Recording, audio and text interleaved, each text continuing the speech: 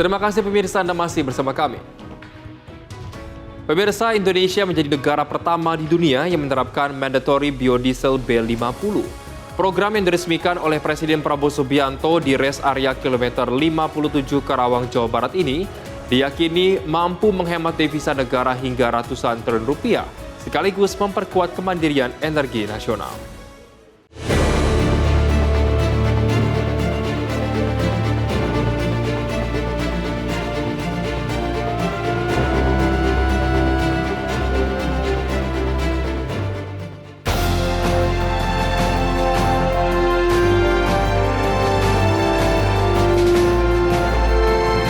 Presiden Prabowo Subianto meresmikan implementasi mandatori biodiesel B50 bahan bakar dengan komposisi 50% biodiesel berbasis minyak sawit dan 50% solar.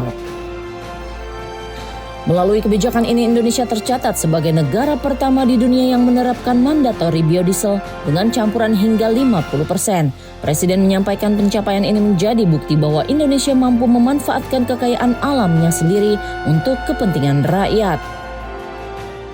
Indonesia resmi menjadi negara pertama di dunia yang menerapkan mandatory biodiesel B50.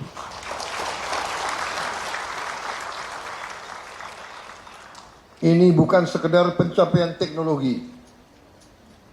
Ini adalah bukti bahwa Indonesia mampu memanfaatkan kekayaan alamnya sendiri untuk kepentingan rakyatnya sendiri. Ini adalah tonggak yang sangat penting dalam perjalanan menuju kemandirian energi. Selain menjadi pencapaian teknologi, kebijakan ini juga dinilai memberi dampak langsung terhadap perekonomian nasional. Penggunaan biodiesel berbasis sawit disebut akan mengurangi ketergantungan terhadap solar impor, sekaligus memperkuat hilirisasi komoditas sawit yang selama ini menopang perekonomian Indonesia. Implementasi B50 juga diharapkan mendorong peningkatan nilai tambah industri sawit, memperluas lapangan kerja serta meningkatkan kesejahteraan petani. Berbicara soal angka, penghematan yang dihasilkan dari kebijakan ini ternyata cukup besar. Presiden menyebut dengan berkurangnya impor solar, Indonesia diperkirakan mampu menghemat devisa negara hingga sekitar 10 miliar dolar Amerika Serikat atau setara sekitar 170 triliun rupiah. Dana ini diharapkan bisa dimanfaatkan untuk mendukung pembangunan dan kesejahteraan masyarakat. Dengan implementasi B50, maka alhamdulillah kita tidak lagi melakukan impor produk solar ke negara kita. Dan ini adalah pertama kali, Bapak.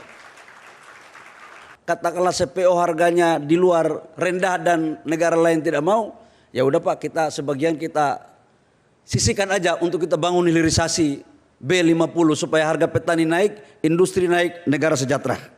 B50 bukan sekedar perpaduan bahan bakar fosil dan nabati.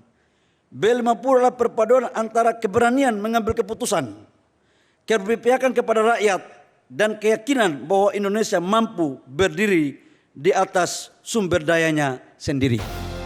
Terlepas dari capaian hari ini, Presiden mengingatkan keberhasilan B50 tidak lahir dalam waktu singkat. Menurutnya program ini merupakan hasil keberlanjutan kebijakan yang telah dirintis hampir 2 dekade oleh pemerintahan sebelumnya. Program biodiesel pertama kali dicanangkan pada masa pemerintahan Presiden Susilo Bambang Yudhoyono pada tahun 2008, kemudian dilanjutkan pada era Presiden Joko Widodo, sebelum akhirnya mencapai tahap implementasi B50 pada tahap pemerintahan Presiden Prabowo Subianto. Presiden menilai pembangunan harus dipandang sebagai sebuah estafet yang berkesinambungan dan mengajak seluruh elemen bangsa untuk menghargai setiap hasil pembangunan serta mengutamakan kerjasama dalam melanjutkan program strategis nasional. Di balik keberhasilan ini, Presiden juga memberikan apresiasi kepada Kementerian SDM, PT Pertamina, serta para peneliti dan ilmuwan yang bertahun-tahun mengembangkan program biodiesel nasional hingga mencapai tahap B50. Presiden menilai keberhasilan ini menjadi bukti kemampuan anak bangsa dalam menghasilkan inovasi yang berdampak langsung bagi ketahanan energi nasional. Atas dasar itu, Presiden meminta Menteri Energi dan Sumber Daya Mineral, Direktur Utama Pertamina serta jajaran terkait untuk menyerahkan nama-nama pihak yang berjasa agar dapat diusulkan menerima tanda kehormatan negara atas dedikasi mereka dalam memperkuat kemandirian energi Indonesia. Melalui B50, Indonesia menegaskan posisinya sebagai pelopor energi berbasis sawit di panggung dunia, sekaligus melangkah lebih pasti menuju kemandirian energi nasional.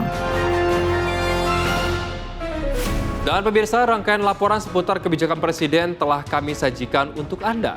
Terima kasih telah menyaksikan Jendela Istana dan jangan lupa untuk menyimak kembali acara ini esok hari di jam yang sama.